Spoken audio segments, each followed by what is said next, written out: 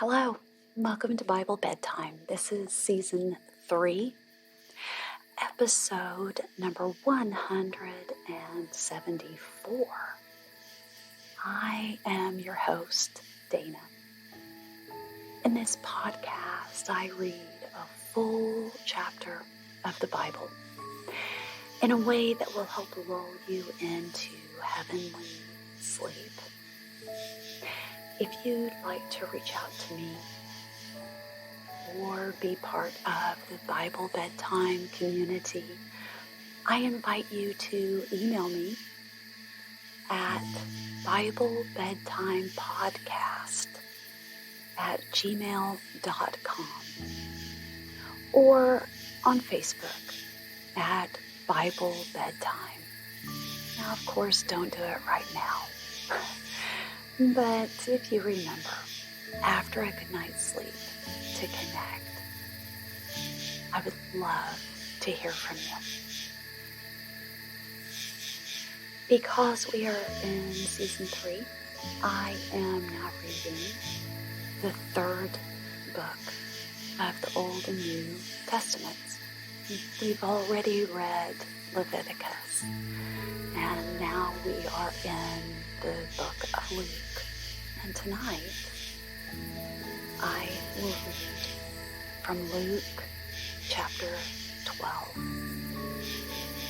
After the chapter, I will read a selection from the book of Proverbs. And I will end the podcast, as is our habit, with the Lord's Prayer. Now, before we get started reading the chapter, let's take a moment to end this day. And I can tell you, it has been a very long day for me. And I am looking forward to that moment when I can settle my head on my pillow and allow my body and mind and soul and spirit to relax and rest within my Creator's hands. And that's something you get to do right now. Please join me, if you can, in taking 3 deep breaths. Ready? 1.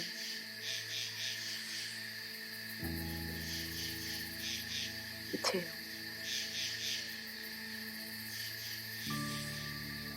3.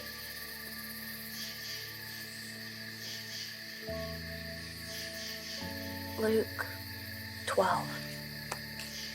Meanwhile, when a crowd of many thousands had gathered, so that they were trampling on one another, Jesus began to speak first to his disciples, saying, "Be on your guard against the yeast of the Pharisees, which is hypocrisy.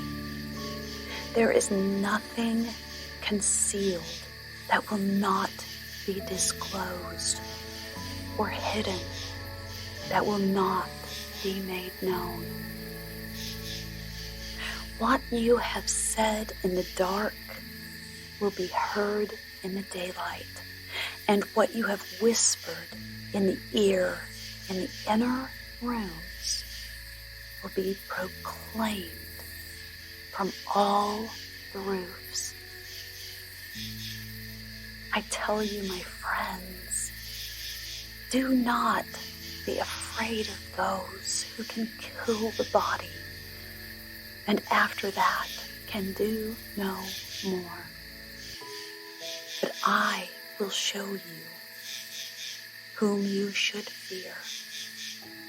Fear him who, after the killing of the body, has the power to throw you into hell. Yes, I tell you, fear him. Are not 5 sparrows sold for 2 pennies? Yet not one of them is forgotten by God. Indeed, the very hairs of your head are all numbered. Don't be afraid. You are worth more than many sparrows.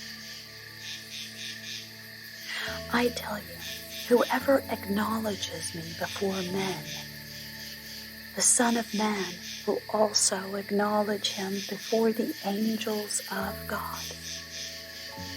But he who disowns me before men will be disowned before the angels of God. And everyone who speaks a word against the Son of Man will be forgiven. But anyone who blasphemes against the Holy Spirit will not be forgiven. When you are brought before synagogues, rulers and authorities, do not worry about how you will defend yourselves or what you will say, for the Holy Spirit will teach you at that time what you should say. Someone in the crowd said to him, "Teacher, tell my brother to divide the inheritance with me." Jesus replied, "Man, who appointed me a judge or an arbiter between you?" Then he said to them, "Watch out. Be on your guard against all kinds of greed. A man's life does not consist in the abundance of his possessions." And then he told them this parable. The ground of a certain rich man produced a good crop. He thought to himself, "What shall I do? I have no place to store my crops." Then he said, "This is what I'll do. I will tear down my barns and build bigger ones, and there I will store all my grain and my goods, and I'll say to myself, you have plenty of good things laid up for many years. Take life easy, eat, drink, and be merry."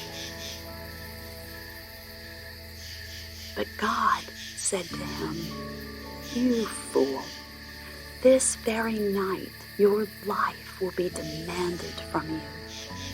Then who will get what you have prepared for yourself? This is how it will be with anyone who stores up things for himself, but is not rich toward God."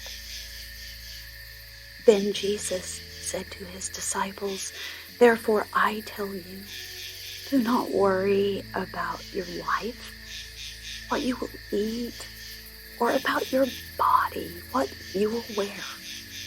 Life is more than food, and the body more than clothes. Consider the ravens.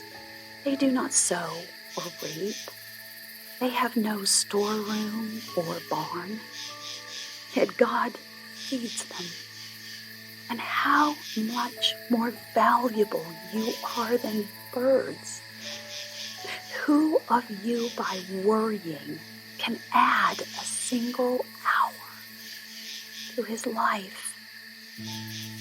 Since you cannot do this very little thing, why do you worry about the rest? Consider how the lilies grow. They do not labor or spin. Yet I tell you, Not even Solomon in all his splendor was dressed like one of these. If that is how God clothes the grass of the field, which is here today and tomorrow thrown into the fire, how much more will he clothe you, oh, you of little faith? And do not set your heart upon what you will eat or drink. Do not worry about it. For the pagan world runs after all such things, and your Father knows that you need them. But seek his kingdom, and these things will be given to you as well. Do not be afraid, little flock, for your Father has been pleased to give you the kingdom. Sell your possessions and give to the poor. Provide purses for yourselves that will not wear out, a treasure in heaven that will not be exhausted, where no thief comes near and no moth destroys. For where your treasure is, there your heart will be also. Be dressed, ready for service, and keep your lamps burning, like men waiting for their master to return from a wedding banquet, so that when he comes and knocks, they can immediately open the door for him. It will be good for those servants whose master finds them watching when he comes. I tell you the truth, he will dress himself to serve, will have them recline at the table, and will come and wait on them. It will be good for those servants whose master finds them ready, even if he comes in the second or third watch of the night. But understand this: if the owner of the house had known at what hour the thief was coming, he would not have let his house be broken into. You must be ready, because the Son of Man will come at an hour when you do not expect him. Peter asked, Lord, are you telling this parable to us or to everyone? The Lord answered, who then is the faithful and wise manager, whom the master puts in charge of his servants to give them their food allowance at the proper time? It will be good for that servant whom the master finds doing so when he returns. I tell you the truth, he will put him in charge of all his possessions. But suppose the servant says to himself, my master is taking a long time in coming, and then he begins to beat the men servants, maid servants, and to eat and drink and get drunk. The master of that servant will come on a day when he does not expect him, and at an hour he is not aware of. He will cut him to pieces and assign him a place with the unbelievers. That servant who knows his master's will and does not get ready or does not do what his master wants will be beaten with many blows. But the one who does not know and does things deserving punishment will be beaten with few blows. For everyone who has been given much, much will be demanded. And from the one who has been entrusted with much, much more will be asked. I have come to bring fire on the earth, and how I wish it were already kindled. But I have a baptism to undergo, and how distressed I am until it is completed. Do you think I came to bring peace on earth? No, I tell you, but division. From now on, there will be 5 in one family divided against each other, 3 against 2, and 2 against 3. They will be divided, father against son, and son against father, mother against daughter, and daughter against mother, mother-in-law against daughter-in-law, and daughter-in-law against mother-in-law. He said to the crowd, when you see a cloud rising in the west, immediately you say, it's going to rain. And it does. And when the south wind blows, you say, it's going to be hot. And it is. Hypocrites. You know how to interpret the appearance of the earth and the sky. How is it that you don't know how to interpret this present time? Why don't you judge for yourselves what is right? As you are going with your adversary to the magistrate, try hard to be reconciled to him on the way, or he may drag you off to the judge, and the judge turn you over to the officer, and the officer throw you into prison. I tell you, you will not get out till you have paid the last penny.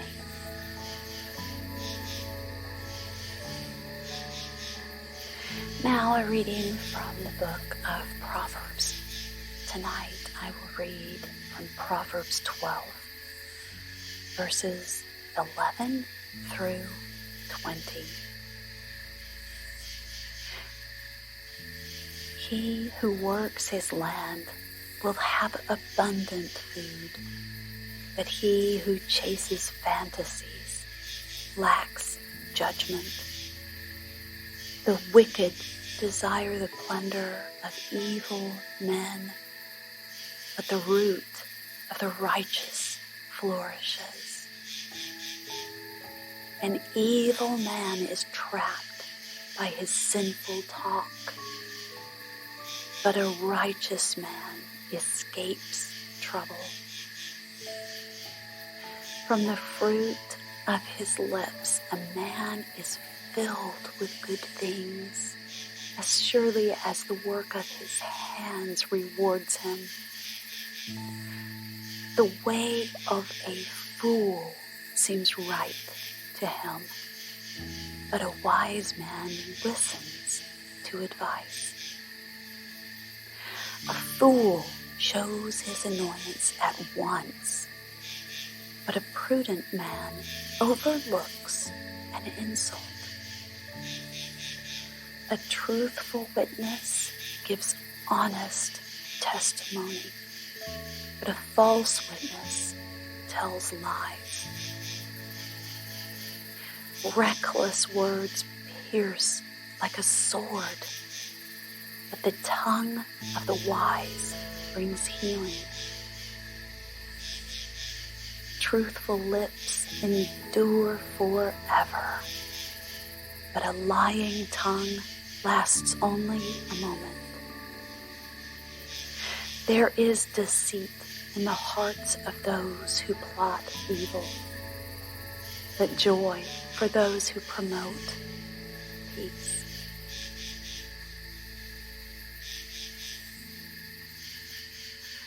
The Lord's Prayer.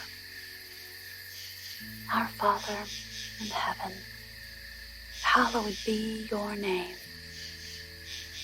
Your kingdom come, your will be done, on earth as it is in heaven. Give us today our daily bread.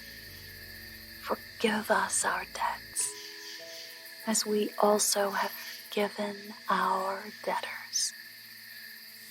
And lead us not into temptation, but deliver us from the evil one. Amen. Now it's time to go to sleep. Sweet dreams.